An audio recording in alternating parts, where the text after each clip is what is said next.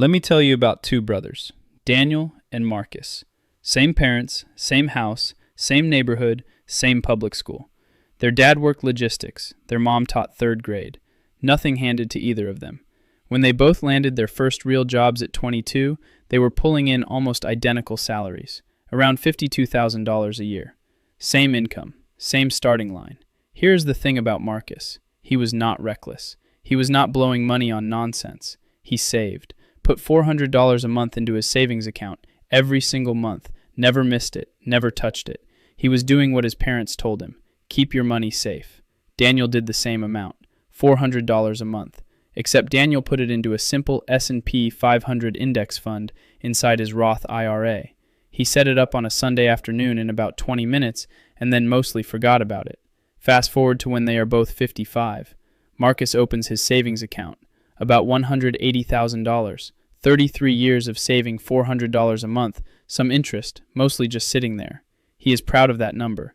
He does not know yet what it means for the next 30 years. Daniel checks his portfolio, just over $1.4 million. Same income, same discipline. Same $400 a month for 33 years. One of them has enough to retire. One of them has enough to cover maybe 3 years of average American retirement expenses if he is careful with his budget. And here's what you need to sit with. Marcus did not fail. He was not careless. He did not gamble anything away. He was responsible by every standard definition of the word. He just made one invisible mistake every single month for 33 years. The difference between them is not what they earned. It is what they did with what they earned while time was still on their side. That is what this is about. Because most people are Marcus, and most people will not realize it until they are staring at a savings balance that was supposed to be a retirement fund, running numbers that do not add up, feeling something drop in their stomach they cannot quite name. Here is what nobody tells you. Not investing your money is not the same as keeping it safe. It is not the cautious move. Not investing is a financial decision, and like every financial decision, it has a cost. The difference is that this cost never sends an invoice. It accumulates silently in the background every single day, and most people only see the total when they are in their 50s and there is not enough runway left to change the math in any meaningful way. That is what makes it dangerous. Not that it is complicated, not that it requires money you do not have. It is dangerous because it feels responsible. It feels like the safe choice. And it is quietly, steadily destroying the financial futures of millions of people who think they are doing everything right. Stop and think about what that means. 56% of Americans say they feel behind on retirement savings, according to Bankrate's 2024 survey, more than half the country. And the ones who have saved something, the median retirement savings for Americans in their 50s is around $185,000. At a standard 4% withdrawal rate, that is $7,400 a year. That is $616 a month. That is not a retirement. That is a supplement to whatever else you have figured out. And for most people, the whatever else is Social Security. The average Social Security benefit in 2024 was $1,907 a month. That sounds okay until you do the math. Social Security replaces about 40% of pre-retirement income for average earners. The median working American earns around $60,000 a year before retirement, $5,000 a month. Social Security gives back roughly $1,900. The gap is over $3,000 a month, every month, for the rest of your life, and most people's savings cannot cover it. The gap between what people imagine retirement will look like and what their numbers actually support is the largest financial crisis in this country that nobody talks about out loud, because it does not hit everyone at once. It happens quietly, individually, one household at a time. In this video, we are going to show you exactly what happens to your money when you never invest it, what inflation does to it year by year in dollars you can count, what a savings account actually costs you in real terms, what the math looks like at 40, at 50, and at 60, and what the difference between starting at 25 and starting at 35 actually costs in dollars, not percentages. Before we go further, I want to put something to you directly. One side says investing is risky. The market goes up and down. Cash is certain. Keeping money in savings is the responsible adult choice, especially when the economy is uncertain. That is a real position, and a lot of people hold it sincerely. The other side says not investing is the riskiest financial decision most people make in their entire lives. They just never get a bill for it. The risk is invisible. It does not show up as a red number on your screen, but it is compounding against you every day, and by the time most people feel it, the decades are gone. Drop your answer in the comments. This argument plays out in millions of households, and it almost never gets resolved, because one side of it never sends an invoice. Now here's where it gets real. Your money has an enemy that works around the clock. No weekends, no holidays. It does not care what the market is doing. It is called inflation, and over the past 100 years in the United States, it has averaged roughly 3% per year. That number sounds small. It is not small. The rule of 72. Divide 72 by an inflation rate, and you get the number of years it takes for your purchasing power to be cut in half. 72 divided by 3 is 24. At 3% average inflation, the purchasing power of your money gets cut in half every 24 years. Put $50,000 in cash today, leave it untouched, and in 24 years that $50,000 will buy you what roughly $27,000 buys today. The number on the paper still says $50,000, but the actual real-world value has been cut nearly in half. Nobody robbed you. The money just sat there while the world got more expensive around it. You want to feel this instead of just reading it? Think about groceries. In 1990, $100 filled a cart. By 2000, noticeably less. By 2010, the difference was hard to ignore.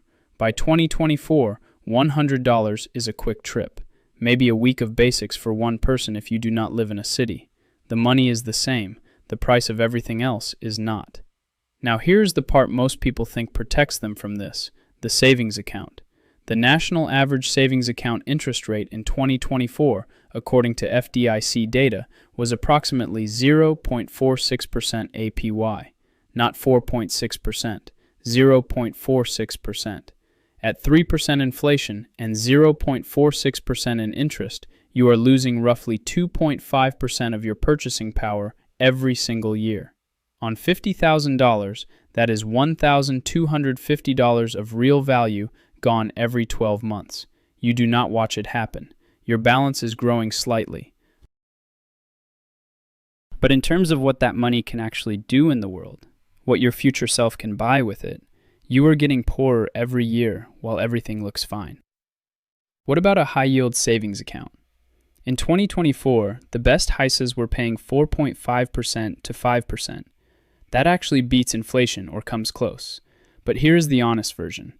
5% minus 3% inflation is a 2% real return. You are not losing ground. You are also not building wealth. You are running slightly ahead of the treadmill on a good day. And rates do not stay high. They go where the Fed sends them. Inflation is the tax you pay for not making your money work. It runs 24 hours a day, 7 days a week, weekends and holidays included. You think you are saving. You are actually running on a treadmill that moves slightly faster than you do. Now let us walk through what not investing actually costs you, decade by decade. Real numbers. Your 20s. Ages 22 to 32. This is the decade that matters most because compound growth is exponential. The longer money has to run, the less you need to put in, and the more dramatic the outcome on the back end. Time is the most powerful force in personal finance, and your 20s are when you have the most of it. Here is the math. If you invest $400 a month from age 22 and stop completely at 32, $48,000 total in, then nothing more ever. That money, growing at the S&P 500's historical average of around 10%, becomes approximately $407,000 by age 62. You put in $48,000. The other $359,000 is decades of compounding doing work you never had to do. Now take the person who waited until 32 and invested the same $400 a month from 32 all the way to 62. 30 years of contributions. $144,000 total put in, 3 times as much. They end up with roughly $905,000. More in total, yes, but they had to contribute 3 times as much money and 3 times as many years to get there. And here's the version that you should read twice. The person who invested only in their 20s, $48,000, 10 years, then stopped, ends up with $407,000. 3 decades of active investing from 32 produces $905,000, but from $144,000 of contributions. The early decade cost only $48,000 and still produced $407,000. A decade of doing nothing in your 20s costs you more than 3 decades of doing something in your 30s, 40s, and 50s. That is not a motivational quote. That is arithmetic. Your 30s, ages 32 to 42. This is the decade where life gets in the way, and that is not wrong. It is just incomplete. 30s is when lifestyle inflation kicks in. Raise comes in and the car gets upgraded. Kids arrive and fixed costs jump. House purchase locks in a mortgage. Every year of this decade becomes, I will start when things settle down. Things do not settle down in your 30s. Every year you wait in your 30s to start investing costs you roughly $250,000 to $400,000 in final retirement value, depending on returns over the decades ahead. Most people think they are deferring $4,800 of contributions for a year. They are actually deferring $250,000 in what their 65-year-old self would have had. Those are different problems. Your 40s, ages 42 to 52, the wake-up decade. Most people start paying real attention somewhere in their early 40s. The math is still workable, but the runway is shorter.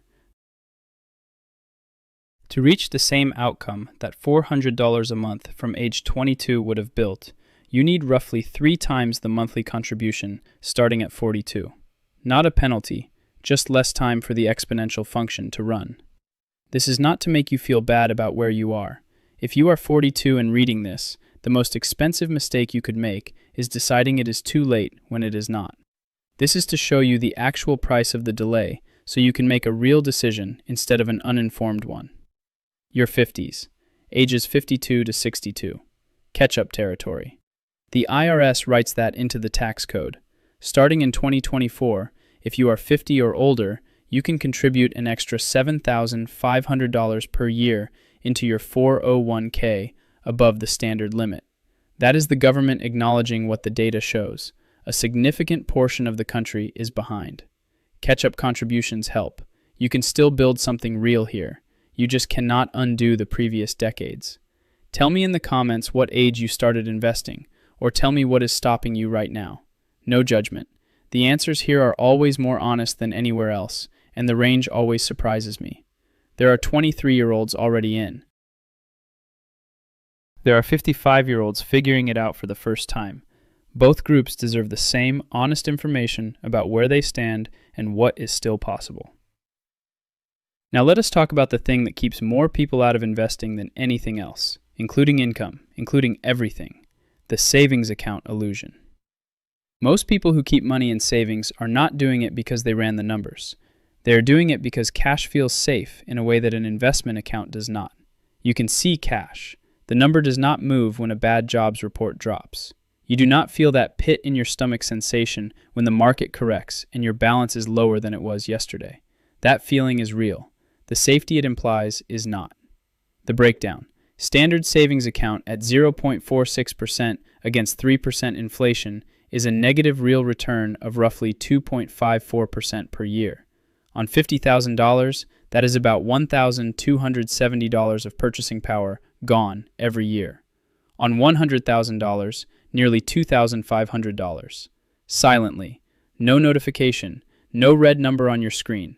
The balance is growing slightly, which is what makes this so effective at fooling people.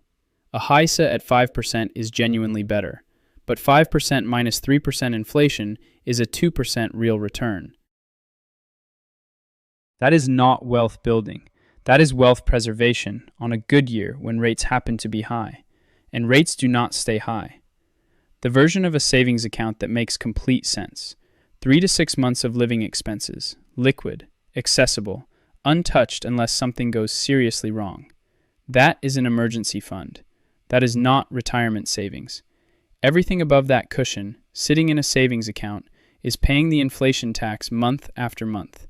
A savings account is a waiting room. It keeps your money alive. It does not make it grow. And if you stay in that waiting room long enough, you look up and realize the appointment was 30 years ago. Here is the psychology worth understanding. The discomfort of watching an investment account drop 8% in a bad month is real and immediate. The brain registers that as a loss, even when historically it is almost always temporary. That discomfort is the price of actual long-term growth. Most people, when given the choice between paying that psychological cost or not paying it, choose not to pay it. And in exchange, they pay the inflation tax instead. The inflation tax does not feel like anything. It is quiet and invisible. But it compounds against you just as reliably as returns compound for you when you are in the market. The market has volatility. Inflation has certainty. Most people choose to fear the volatility. The certain, guaranteed, every single year erosion of purchasing power is the thing that actually ends financial lives at scale. And it gets worse. Because there is a number a large portion of Americans are counting on that most of them have never actually done the math on: Social Security. In 2024, the average monthly Social Security retirement benefit was approximately $1,907. Social Security replaces about 40% of pre-retirement income for average earners. If you were earning $5,000 a month before retiring, you are looking at roughly $1,900 from Social Security. The gap is about $3,000 a month. To cover a $3,000 monthly gap from savings alone, using a 5% annual withdrawal rate, you need about $720,000 in retirement accounts. The median American in their 50s has approximately $185,000. $185,000 versus $720,000. That is not a rounding error. That is a structural deficit built over decades of treating savings accounts like retirement plans and Social Security like a full pension. Social Security was designed in 1935 when average life expectancy was 61. The average American now lives into their late 70s and early 80s. The program was built as a bridge. Most people are treating it as the destination. Social Security was designed to supplement retirement savings. It was never designed to be the retirement savings. Most people have it exactly backwards. Stop and think about what that means for you specifically, not as a statistic, as the person deciding right now what to do with the money they have. Here is what none of this has to become. It does not have to be a source of paralysis, because here is the truth about starting wherever you are. The math rewards action at every age. The later you start, the less dramatic the result for the same contribution. That is real. But the difference between starting today and not starting is always positive. There is no version of this where beginning to invest makes you worse off. $200 a month. More realistic for more people than some large number, and still powerful enough that the numbers make the point. $200 a month starting at 30, invested in an S&P 500 index fund at 10% average annual return becomes approximately $452,000 by age 65. You contributed $84,000. The other $368,000 is compound growth. $200 a month starting at 40 becomes approximately $159,000 by 65. You contributed $60,000. $200 a month starting at 50 becomes approximately $45,000 by 65. You contributed $36,000. The difference between starting at 30 and starting at 40, same $200 a month, is nearly $300,000. Not $24,000 of missed contributions. $300,000. That is what a decade costs in this math problem. Here is how to actually do this. Open a Roth IRA. Fidelity, Vanguard, or Charles Schwab. Takes about 15 minutes. Put money into an S&P 500 index fund. Vanguard's VOO, Fidelity's FZROX, Schwab's SWTSX. These track the broad U.S. market. No stock picking, no analyst opinions. No one trying to be smarter than the market, just the market. The U.S. stock market has returned roughly 10% per year on average over the last 100 years. Including every crash, every recession, every moment people were certain it was over.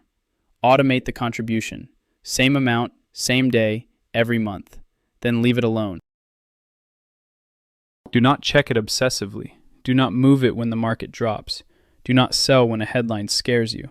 The perfect plan that starts next month is worth less than the imperfect plan that starts today. That is not a slogan. That is a mathematical fact about time and compounding. Here is where I want to leave you. Every month you do not invest is not neutral. It is not a pause. It is not holding your position. It is a month with a price. You just never see the invoice. The invoice arrives 30 years later, in the form of a retirement account that cannot support the life you imagined, in a gap between Social Security income and actual expenses that requires a number you do not have. The market is going to be volatile. It always will be. There will always be a reason to wait that sounds reasonable right now and looks completely different in hindsight. People were saying the market was too risky in 2009, at one of the best buying opportunities in the last 50 years. They said it again in March 2020. The market recovered both times. It always has, over every meaningful investment horizon in U.S. history. One side says the cost of market volatility is too high, and staying in cash is the rational response to uncertainty.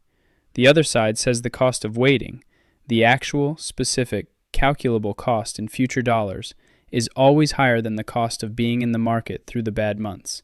Not sometimes, not usually, every single time. Write your answer in the comments.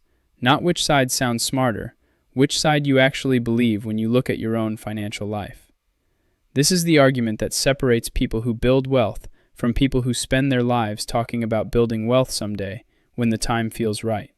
The time is not going to feel right. It never does. That feeling is not information. It is noise.